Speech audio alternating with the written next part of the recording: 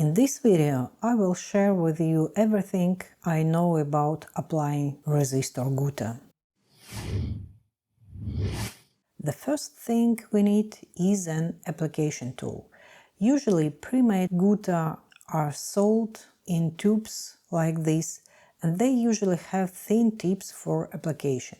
They can vary in appearance and convenience. For example, this tip has smooth edges and gives a very thin line, but for me it's too long and it's not very comfortable in the hand. And the tube itself doesn't have any elasticity, so it's not very comfortable in my hand. And this is me talking my feelings about it. These tubes have elasticity, so it's much easier to control the flow of Guta. But the bad news is that on this tube the plastic is quite soft and quite quickly the very tip of it deforms, which affects the quality of the line. But you can screw a metal tip onto it. The diameter of these tips may vary. Say for thick, dense fabrics, you want to choose a larger diameter, and for thin fabrics, a smaller diameter. Specifically, these tips are manufactured by Marabou, and they've been good to me for a very long time. They have also these specialty pins. I always make sure to put these pins in the tips so the resist residue doesn't dry up inside and block the resist from moving through them. There are many alternatives for tubes and tips, and you can find them on Amazon under the name applicator bottles with needle tips, and this is just a small fraction of them. And I like these curved ones. They make the resist line look neater, but unfortunately they don't stick to the tube very tightly. Nevertheless, if you buy the resist in large jars or make the recipe shown in this video, you might like some of these applicators. It's important to remember that the tips don't always match the tubes, so it's best to order a set. Well, now a few words about the resist or Guta itself. Usually they come either in tubes or in jars. Jars can be of different volumes. Unfortunately, the colors of Guta are limited.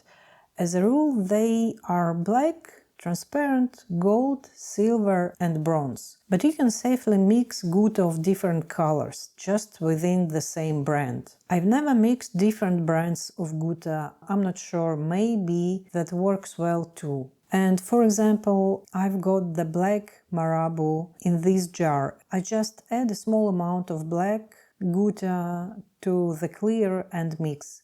Well, I didn't mix it thoroughly, but I think you get the idea. It's desirable to clean all tools at once, because the finished Guta is acrylic-based and dries quite quickly. And be sure to cover the Guta jar with a lid. Now I screw on the metal tip, which is where I always leave the pin. The tip has a thread in the inside and it screws onto the plastic easily.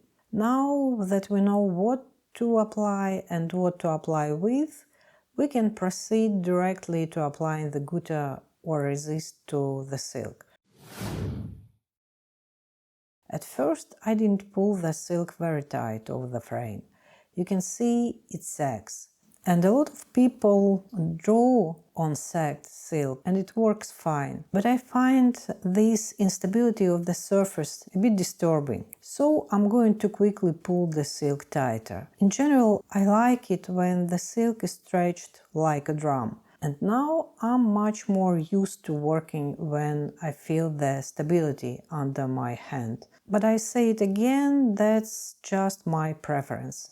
As I always say, you can get used to any condition. I squeeze the tube slightly as if to help the Guta flow out as I apply it. And now you can see this gap right here. I can't leave it like that, or the paint will leak out. And I will close that gap right away. And there's another thing, drops. In fact, the line turns out more beautiful and neat without such drops. but they almost always remain at the very beginning of the line, and it's better not to leave them in the middle of the line.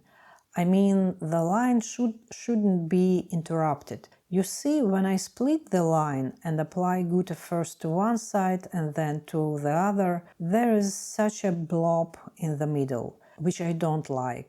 And therefore, it's better to leave such drops on the other line. Then they are not so noticeable and the drawing turns out more nice and clean.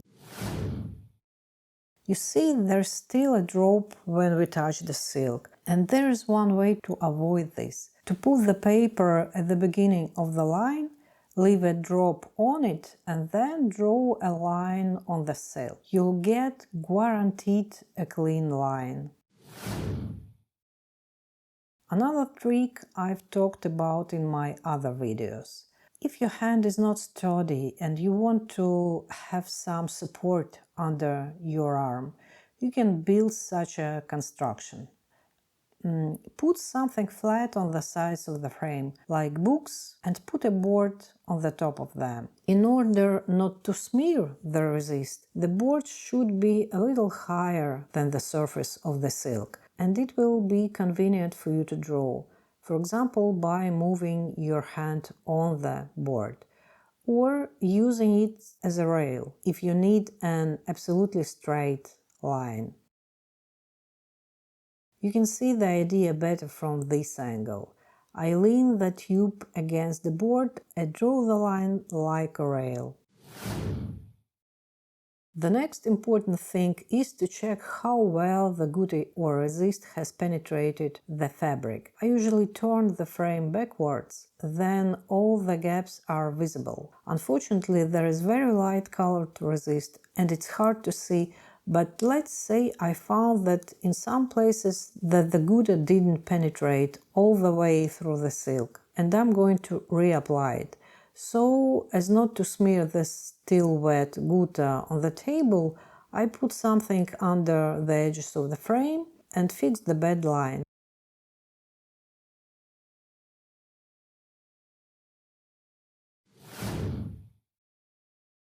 And next trick, if you're still not sure if the Guta will let the paint through, you can test it by wetting this spot with clean water. As you can see, here's the water stays inside the mold and doesn't go anywhere. It's also very important to decide where to start drawing from. Let me explain. For example, I am right-handed, and in order not to smear resist, I move on the area of the silk always from left to right and from top to bottom. In this way, I always have at hand clean, not drawn silk, so there is no chance of hitting the line of resist or Guta and smudge it. Well, it's very good if you watched this video to the end. That makes me happy. I hope you've learned something new today. So don't forget to like, subscribe and all this stuff. And I'll see you in the next videos.